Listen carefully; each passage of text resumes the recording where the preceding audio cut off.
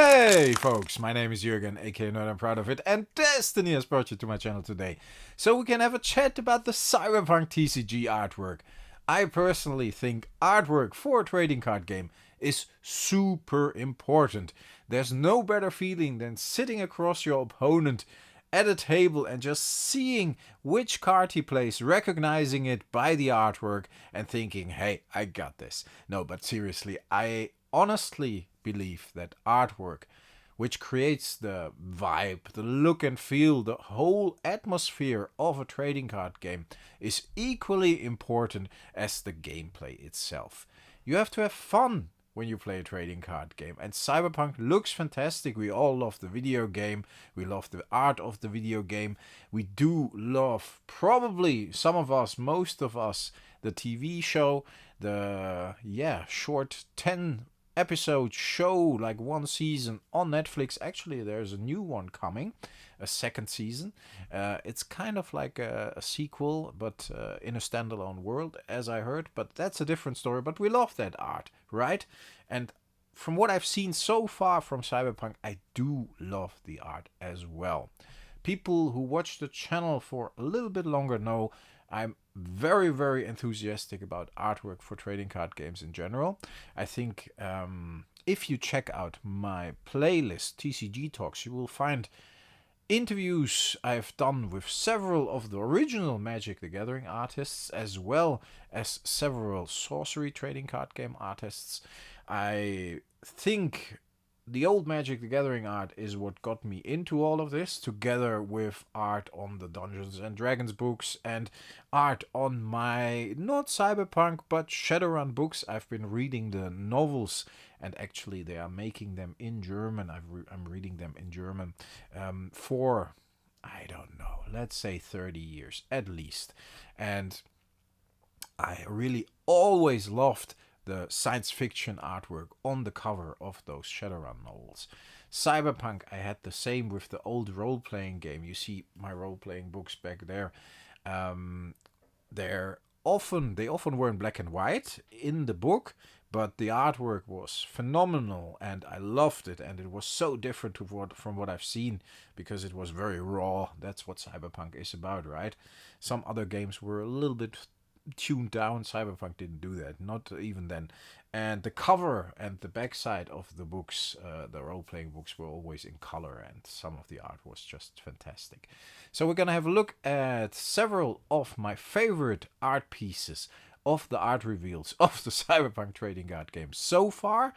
And we're going to talk a little bit about the artists. And like I said, if you want to check out the TCG Talks playlist with the interviews of artists of other games, I would advise you to do so. I will also reach out to some artists I already know that are making art for the Cyberpunk TCG, see if I can do an interview with them, see how they approach the art and the process to creating art for making a TCG, or making an art for creating a TCG, however you want to put it. And I also think it's always good to mention that if you like videos like this, let me know in the comments. Because so far I've seen 75 art pieces revealed. Maybe more, maybe I missed some, but I got 75 on file. We're going to have a look at about 6, 7, 8 today. So it's not going to be a super long video, but a nice, cool, good looking one, hopefully, because it's containing very awesome art. If you want to see more videos like this, let me know in the comments. It's very easy. I am happy to make them because I'm very enthusiastic about artwork and the Cyberpunk art in general. So yes, we still have a lot of art to cover if we want to, and if you like it, leave me a comment and leave a like as well while you're at it, because it really helps the video.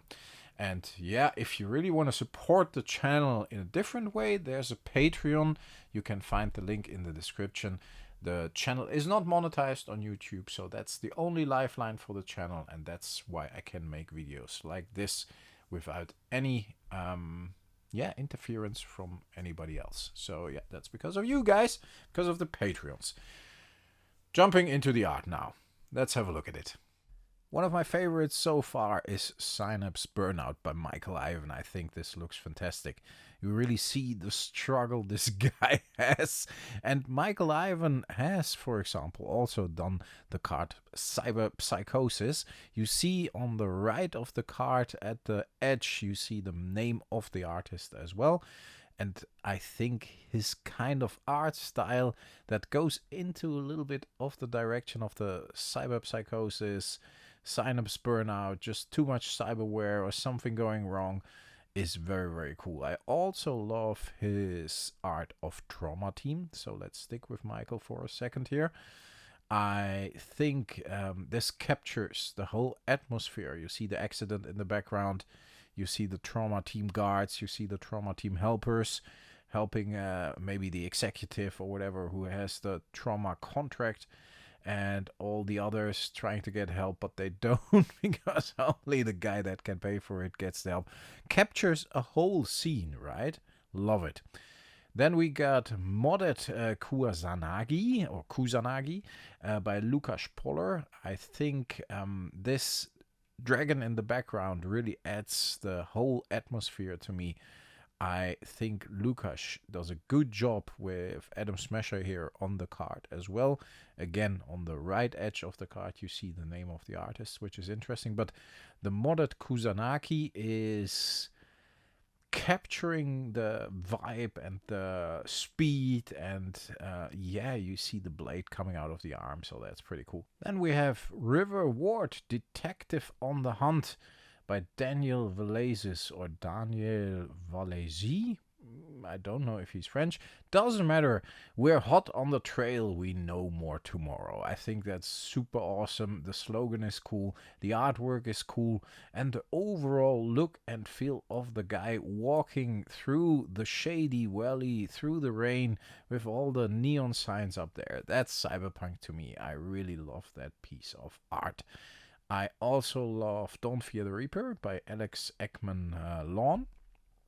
I think that is one that has been recently revealed only, but I love that the person is connected to a lot of wires, and that the whole cyber vibe is kind of eating him up, and it's a little bit dark and the gray, and yeah, not a lot of colors, just a cool piece of art. Very minimalistic, but not minimalistic in detail, but minimalistic in colors, and very, very awesome. Max Tech Heavy, I think that's pretty cool as well. Somehow that's a piece of art that portrays action for me, and firepower and armor, and again, not a lot of colors used here, but the ones in the background definitely make the guy in the door frame stand out. So to me, this piece is pretty cool. Something a little different by Michael Chicken, Valentino Guerrera. Yeah, this looks a bit to me like the makeup they use on Dia de los Muertos.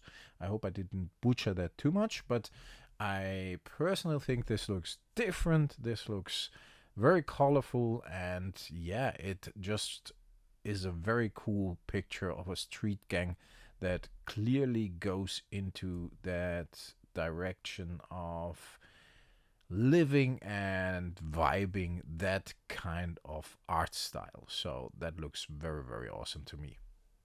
Alright folks, wow, some of those art pieces really looked awesome, I think. I personally am a big fan of science fiction art, and that's what drew me a little bit into cyberpunk as well. I mean, it's super cool to see this game come to life, and the art plays a big role in that, right? We all know that, and we should appreciate that.